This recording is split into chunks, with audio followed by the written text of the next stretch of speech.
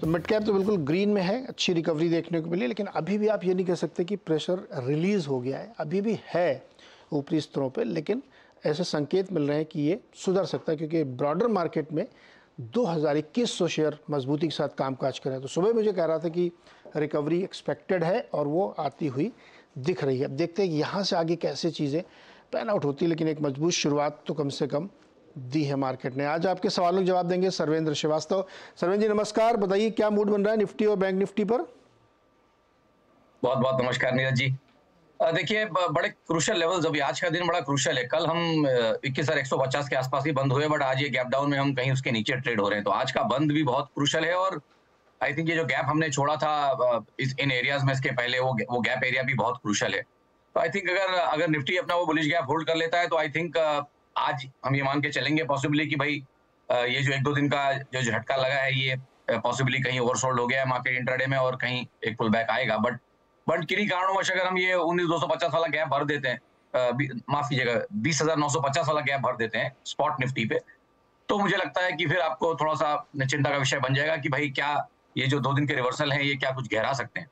Usually इस time of the year में ये होता नहीं है, बट अब हो रहा है तो उसको देखना पड़ेगा। और आज का दिन मेरे ख्याल से थोड़ा इसको वेट एंड वॉच का रखना पड़ेगा कि भाई 21,150 के ऊपर जा पा रहा है बंद में कि नहीं। ऊपर जाता है तो अच्छी बात है, नहीं तो मुझे लगता है कि फिर एक शॉर्ट टर्म थोड़ा सा वीकनेस यहाँ पे और प्रॉफिट टेकिंग और एग्रेसिव हो सकती है।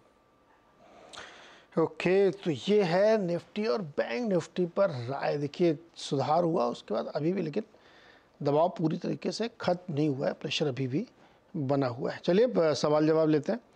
पहला सवाल पूछना चाहते हैं मुकेश भार्गव जी दिल्ली से। मुकेश जी नमस्कार, बताइए सर। नमस्कार सर जी। सर मैंने इंडिया बुल हाउसिंग फाइनेंस ले रखे हैं। हाँ। ये 250 शेयर हैं, 312 रुपए के। 312 में लिए? अभी तो 200 रुपये चल रहा है। जी हाँ जी हाँ। क्या करना चाहते हैं, बेचना है कि बने क्या? अब आप बताइए। सरवेंद्र जी क्या किया जाए? इंडिया बुल्स हाउसिंग फाइनेंस में 105 रुपये पर शेयर का लॉस है इनको। देखिए आई थिंक मुश्किल ट्रेड हो गया इनका। अब यहाँ से थोड़ा सा मुश्किल ये रहेगी कि भाई आपको ये देखना है कि भाई अब यहाँ पे पुल बैक्स कहाँ तक आ सकते हैं। मुझे इनके भाव आने में तो अब देखिए टाइम है, यहाँ पे मुझे लगता है कि भाव आने में तो काफी टाइम लगेगा इनको। और अब थॉट यही है कि भाई इन भाव से तो मैं इनको यहाँ पे बेचने तो नहीं बोल सकता हूँ, तो थॉट यही रहेगा कि मेरे ख्याल से ट्रेड में फिलहाल बने रहें और एक 15-20 दिन बाद और रिव्यू ले। आई थिंक ये साल का क्लोज इसमें देखना बहुत जरूरी कि क्या कर रहा है, तो उसके बाद रिव्यू जरूर ले लें एक 15-20 दिन के बाद। 15-20 दिन बाद इसका रिव्यू लें और उसके बाद तय करें क्या। लेकिन बहुत डीप लॉस में चले गए हैं ये, तो बड़े बेचना नहीं है ना, लॉस बुक नहीं करना है। देखिए नीरज जी, अब एक तरफ कुआं एक तरफ खाई। अब यहाँ से अगर बेचने बोलूं और एक डिसेंट ठीक ठाक पुलबैक भी आ जाए तो भी बात ऐसी लगेगी कि मैंने बिकवा दिया, और अगर यहाँ से बेचने नहीं बोलूं और गिर जाए तो भी तकलीफ है। बट ट्रेड इतना खराब हो चुका है कि इस पे अभी फिलहाल कॉल लेके मतलब नहीं है। ये जो दिसंबर का क्वार्टरली क्लोज है, मंथली क्लोज है और साल का जो ईयरली क्लोज है, इनमें क्या कैंडल पैटर्न्स बन रहे हैं अब इनको जरूर देख लें, क्योंकि अब 9 दिन बाकी हैं, साल खत्म होने में 9-10 दिन बाकी हैं। तो आई थिंक उसको देखने के बाद ही मेरे हिसाब से इस पे एक बड़ा कॉल लेना चाहिए, उसके पहले कॉल लेना गलत होगा। ओके अच्छा सरवेंद्र जी, IRCTC में अब वो रौनक जो लौट आई है ना, वो बहुत मजबूत रौनक लग रही है। 858 रुपये का स्टॉक इस समय ट्रेड कर रहा है, 4-5% ऊपर है। बहुत लोगों के इस पर सवाल होते हैं, अब आपकी राय क्या है इस पर?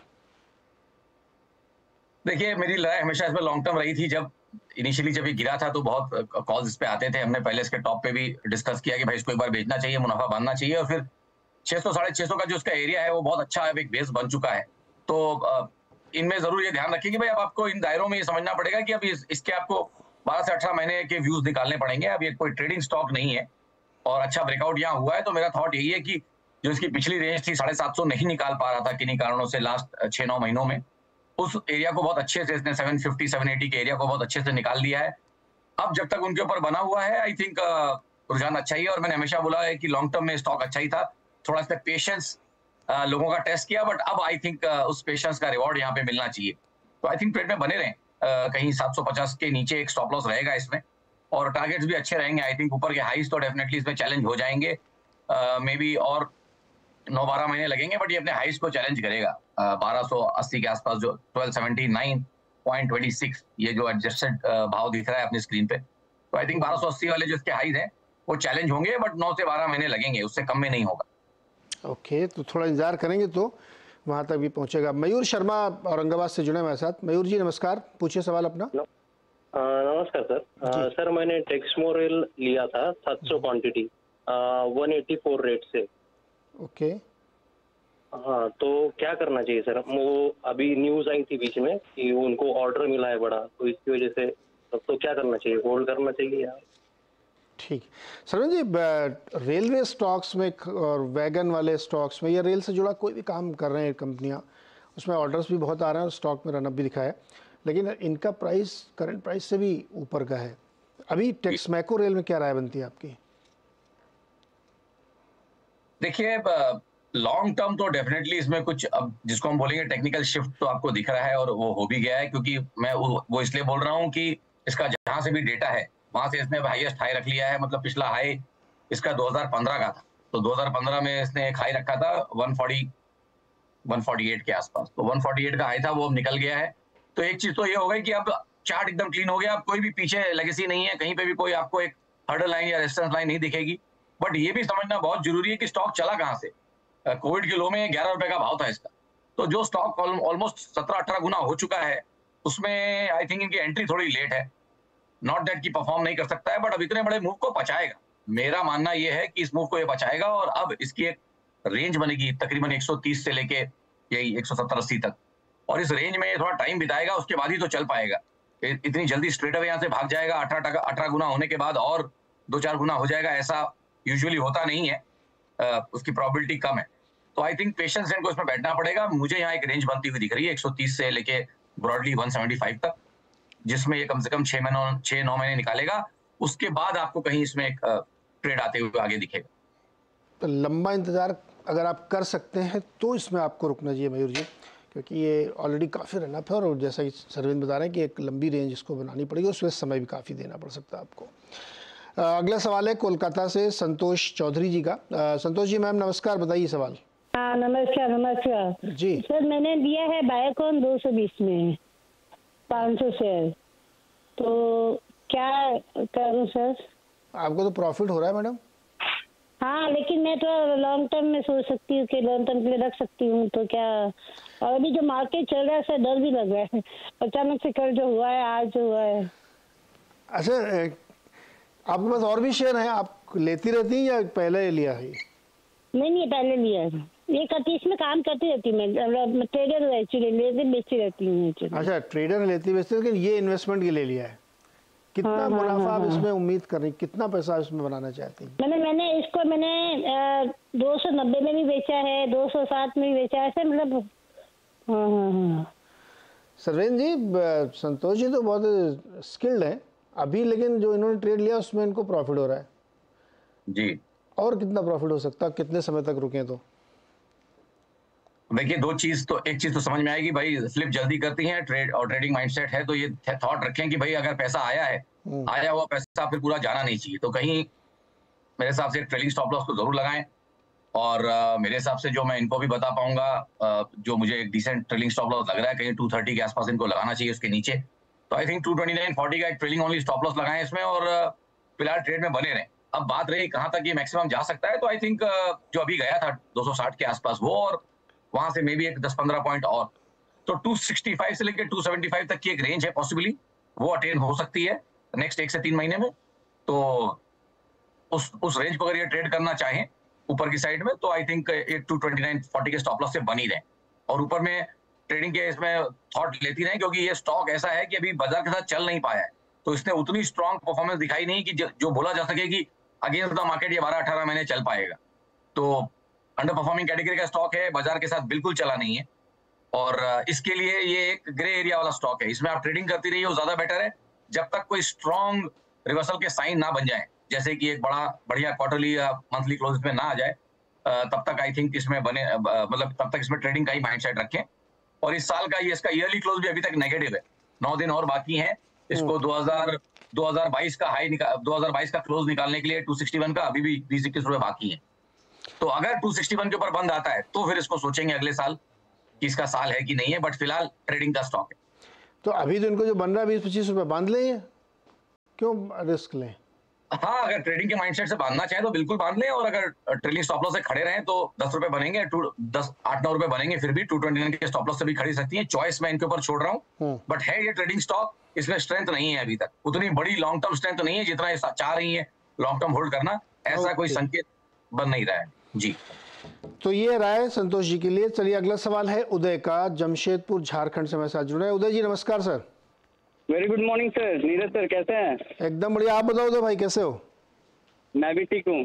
क्या करते हो आप? कुछ क्वेरी, मैं एक्चुअली आरएसबी ट्रांसमिशन में जॉब करता हूँ। RSB transmission private job, India limited, इसकी एक ब्रांच पुणे में भी है। अच्छा, एक्सकेवेटर कंपनी है। हाँ हाँ हाँ हाँ। तो उसमें आप काम करते हो, साइड बाय साइड आप ये भी करते हो? प्लानिंग का, मैं प्लानिंग इंजीनियर हूँ यहाँ पे। तो ट्रेडिंग, मेरी कुछ क्वेरी थी। हाँ क्वेरी तो लेंगे। ट्रेडिंग करते हैं या इन्वेस्टिंग? ट्रेडिंग करता हूँ, इंट्राडे, इंट्राडे। टाइम मिलने से। गजब। आप बताओ, सवाल पूछो आप। सर मेरे पास जिंदल स्टेनलेस के शेयर है 100 share at the rate 79, call at the rate 79, and one more that is Tata Motors DVR, call at the rate 129 100 shares. यार आप करोगे आप ट्रेडिंग, और ये आपने जो लिए होंगे कितने पहले लिए होंगे? मैं इसको 2021 के मिड में लिया था। तो इनको नहीं बेचा क्या? नहीं, इनको बेचा नहीं, मैं 2 टाइम बेचा, फिर ले लिया, और फिर जब लिया तो इसको कंटिन्यू रखा हूँ। क्या बहुत ग्राफ और स्टडी करके देखा हूँ तो कंटिन्यू रखा हूँ, और टाटा मोटर्स कुछ शेयर रखा हूँ। अब पहले ये बताओ, जिंदल स्टेनलेस में आपने स्टडी करके क्या पाया?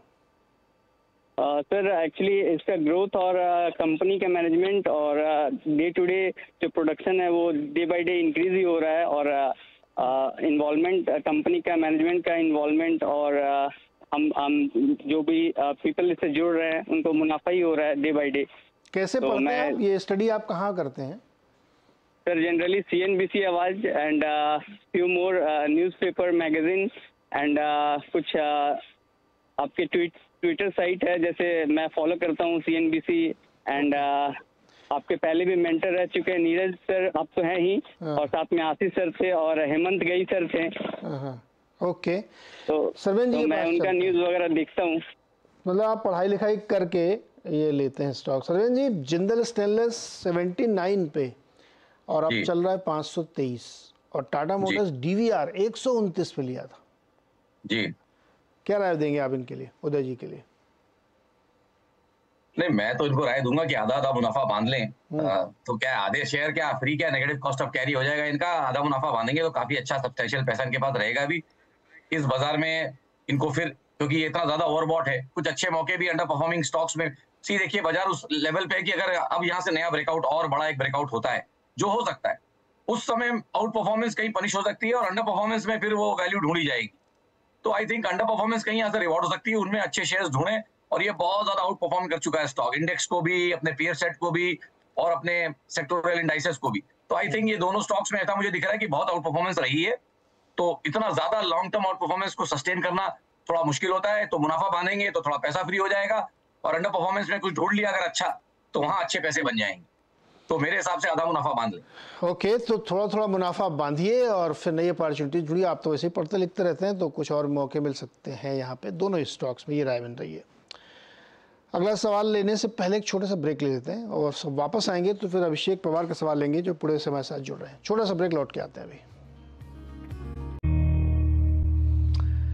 स्वागत एक बार फिर से। और मार्केट में तूफानी recovery, mid cap index 300 point green में, और निफ्टी भी ग्रीन में, सेंसेक्स भी ग्रीन में, बैंक निफ्टी भी थोड़ा सा रह गया है, बिल्कुल कहते हैं ना, हाथी निकल गया पूछ वाली बात है, वो भी किसी भी समय ग्रीन में आने की तैयारी करता हुआ दिख रहा है। एडवांस डिक्लाइन बहुत ही बेहतरीन यहाँ पे देखने को मिल रहे हैं, तो एंजॉय करिए इस रिकवरी को। अब लेते हैं सवाल।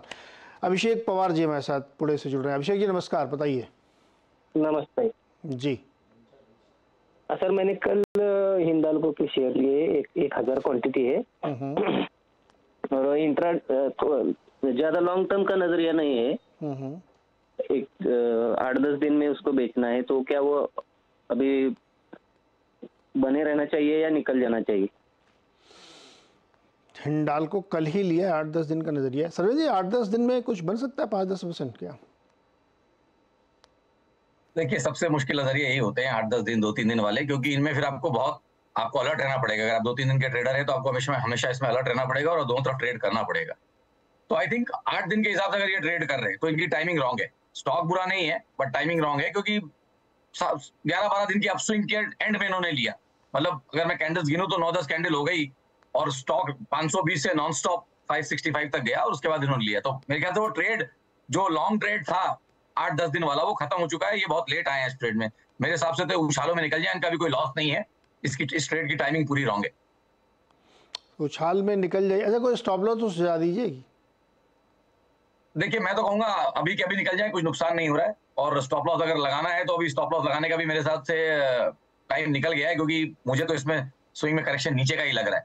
तो जब लग रहा है कि टारगेट्स नीचे के आ जाएंगे तो ऊपर का सोचना थोड़ा मुश्किल होता है जी, तो निकल जाना चाहिए इनको। तो अभिषेक जी इस ट्रेड से आप एग्जिट ले लें, अभी आपको कोई नुकसान नहीं है, क्योंकि इसमें 10-12 दिन की वो अपस्विंग की देखिए सारी कैंडल्स अब फिजल आउट हो सकती हैं। अगला सवाल है धर्मेंद्र कुमार का, आगरा उत्तर प्रदेश से। धर्मेंद्र जी नमस्कार। धर्मेंद्र जी नहीं, धर्मेंद्र जी के पास आवाज़ नहीं जा रही है। चलिए अगला सवाल ट्राई करते हैं। उमेश मन्ना कोलकाता से। उमेश जी आवाज़ आ रही है आपको? अच्छा, उमेश जी की भी आवाज़ नहीं आ रही। सरवेंद्र जी एनएमडीसी पे नज़र डालिए, 3% ऊपर है आज, 189 पे चल रहा है। क्या लग रहा है इसमें?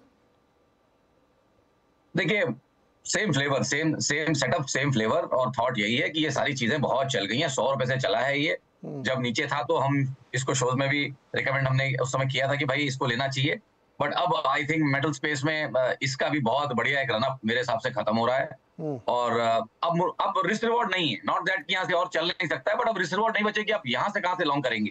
और अगर आपके पास है तो आप थोड़ा मुनाफा जरूर बांधना चाहेंगे या एग्रेसिवली स्टॉप लॉस को ट्रेल करेंगे। और एग्रेसिव स्टॉप लॉस ट्रेल का मतलब होता है एकदम नियर टू द प्राइस, 1 और 2 डेज के कैंडल के आसपास आप उसको लेके आएंगे।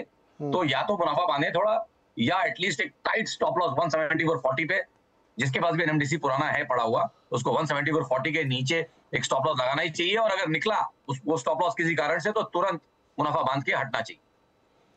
ओके सरवेंद्र जी, जो ये रेलवे से जुड़े कामकाज करने वाले स्टॉक है ना, इसमें से एक है HBL पावर सिस्टम्स, 449 रुपए पे चल रहा है। आज भी इसमें 10% की रैली है जी। क्या दिख रहा है चार्ट पे?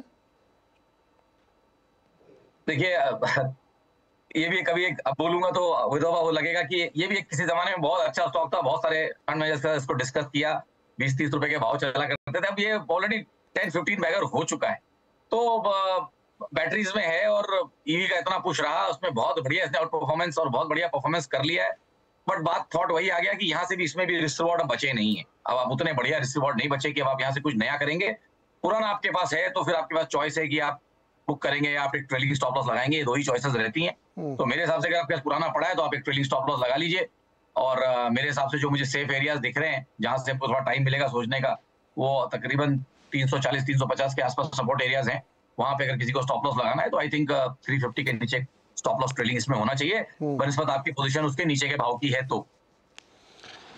ओके, HBL पावर कवच सिस्टम बनाती है। अच्छा सरवेंद्र जी, एक ग्रुप है पूरा अडानी ग्रुप, जिस पर हम लोग अक्सर बात करते हैं कि बहुत ही न्यूज़ ड्रिवन काउंटर है। इस पर खबरों के हिसाब से बहुत तेज़ उतार चढ़ाव होता है जी। पिछले कुछ दिनों में काफ़ी उतार चढ़ाव देखा मिला। हम लोग कल एक पूरा सेगमेंट लाल था, आज उतनी बढ़िया इसमें रिकवरी आती हुई दिख रही है। उसमें से एक स्टॉक चार्ट में बताइए, अडानी एंटरप्राइजेस 2788 का भाव इस समय चल रहा है और ग्रीन में ट्रेड कर रहा है जी। देखिए इसकी स्पेस में आई थिंक कुछ स्टॉक्स लैग कर रहे हैं, कुछ लीड कर रहे हैं। अडानी एंटरप्राइजेस पॉसिबली उन लैगिंग स्टॉक्स में है, क्योंकि अगर आप देखें तो इसका जो 2022 का हाई था, 2022-21-22 का जो हाई था वो 4200 था, 4200 4300 के आसपास चलता हुआ शेयर था। तो अभी भी 2800 ही चल रहा है, 2700-2800 चल रहा है। तो आई थिंक कैचअप की पॉसिबिलिटीज यहाँ पे डेफिनेटली है। बट यही है कि high beta high risk trade है। सबके रिस्क प्रोफाइल में ये स्टॉक नहीं बैठेगा। तो जिसके रिस्क प्रोफाइल में बैठता है वो अपने हिसाब से अपनी रिस्क प्रोफाइल देख ले और उसके हिसाब से सोचे। तो मैं डेफिनेटली ये मान सकता हूँ कि अभी फिलहाल इमीडिएट बेसिस पे आई थिंक 2700 के आसपास अच्छे सपोर्ट्स है, 2700 के आसपास, 2730 पे अच्छे सपोर्ट्स है। उसके ऊपर जब तक टिका है, नेक्स्ट 10 से 15 दिन का रुझान पॉजिटिव है, क्योंकि मैंने जैसे बोला 15 दिन के बाद तो मैं सब कुछ रिव्यू करने वाला हूँ। दिसंबर क्लोज के बाद। तो I think towards the year and अगर ट्रेड लेना है तो 2700 के नीचे स्टॉप लॉस लगा के अगर आप लेते हैं तो ऐसा मान के चलिए कि 3100-3200 के टारगेट्स दोबारा ईयर एंड के अंदर आ सकते हैं, बनस्पत की 2700 के नीचे नहीं जाए। तो किसी को करना है तो डेफिनेटली इस पर ध्यान रख सकते हैं। 2700 के नीचे नहीं जाना चाहिए, फिर ये 31-3200 की भी यात्रा कर जा सकता है। चलिए उमेश जी जुड़ गए, उमेश मन्ना जी कोलकाता से। उमेश जी नमस्कार, पूछिए सर।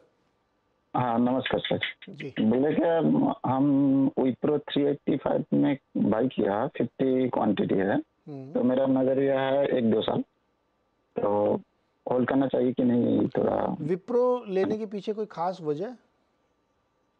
अभी थोड़ा तो बहुत करेक्शन में है। ओके तो करेक्शन लास्ट एक 1-1.5 साल तो वही रेंज में घूम रहा है मोटा मोटी 364 से 400 ऐसा। ओके इसका तो फंडामेंटल तो थोड़ा जितना जानता है उतना ही तो मोटा मोटी अच्छा ही है, प्रॉफिट भी हो रहा है, इसीलिए लॉन्ग टर्म के लिए थोड़ा सोच रहा है। ठीक सरन जी, विप्रो इन्होंने जिस प्राइस पे लिया वहाँ से तो इनको गेन हो गया है और साल 1.5 साल 2 साल के नज़रिया भी है, क्या इसमें बनेगा पैसा? देखिए स्टॉक तो अच्छा है बट जब मैं फिल्टर करता हूं तो वीकेस्ट बाउंस की कैटेगरी में आता है। जैसे भी हमने कहा था स्टॉक डिस्कस की कि भाई वीकेस्ट बाउंस की बहुत वीक बाउंसेस हैं और अभी भी बाउंस की कैटेगरी में ही है। बुल मार्केट्स इनके नए पॉसिबली नहीं लग रहा कि चालू हुए हैं, तो बहुत वीक बाउंस है, बहुत ही ज्यादा वीक बाउंस है। मतलब अगर आप देखें तो हार्डली कुछ बाउंस हुआ है इसमें और इसका हाई था 750 के ऊपर, अभी भी ये 420-30 चल रहा है। तो आई थिंक फिलहाल मेरी तो राय इनको ये रहेगी कि करंट ट्रेड को मॉनिटर करते रहें और थॉट यही रहेगा कि मैं इसका अगेन बात वही आ गई कि रिपीट कर रहा हूं बट इसका दिसंबर का क्लोज जरूर देखना चाहूंगा। साल का क्लोज फिलहाल ग्रीन है तो ये हो सकता है कि 2024 में ये एक एक्सटेंडेड पुल बैक या थोड़ा सा आउट परफॉर्मेंस दिखाए क्योंकि सेक्टर इतना पिटा हुआ है। तो ट्रेड में बने रहें और फर्स्ट वीक ऑफ जनवरी में दोबारा फोन जरूर करें तो एक और बेहतर राय यहाँ पे बनाने की कोशिश हम करेंगे। बट फिलहाल कॉस्ट के आसपास स्टॉप लॉस रखें, कॉस्ट के आसपास स्टॉप लॉस जरूर रखें। ओके जिस भाव पे खरीदा है उसके आसपास स्टॉप लॉस रखें। और सरवेन जी ने हर सवाल के जवाब में एक बात कही, इसको गौर करिएगा कि ईयर एंड की क्लोजिंग पे एक बार नज़र रहनी चाहिए कि कहाँ क्लोज करें, उसके हिसाब से फिर चार्ट वार्ट पे काफ़ी परिवर्तन हो सकते हैं। नए साल में हम लोग देखेंगे तो और फंडामेंटली भी बहुत सारी घटनाएं साल के साथ बदलती हैं तो उस पर भी ध्यान रखना चाहिए। सरवेन जी बहुत शुक्रिया और मदद करने के लिए तमाम दर्शकों की। तो ये था आज का ट्रेडर्स हॉटलाइन। कोशिश की हमने ज़्यादा से ज़्यादा सवाल लेने की और अब फिर हम लोग कल मिलेंगे। आज फिलहाल इतना ही, छोटा सा ब्रेक और ब्रेक के बाद देखिए आप खिलाड़ी नंबर 1।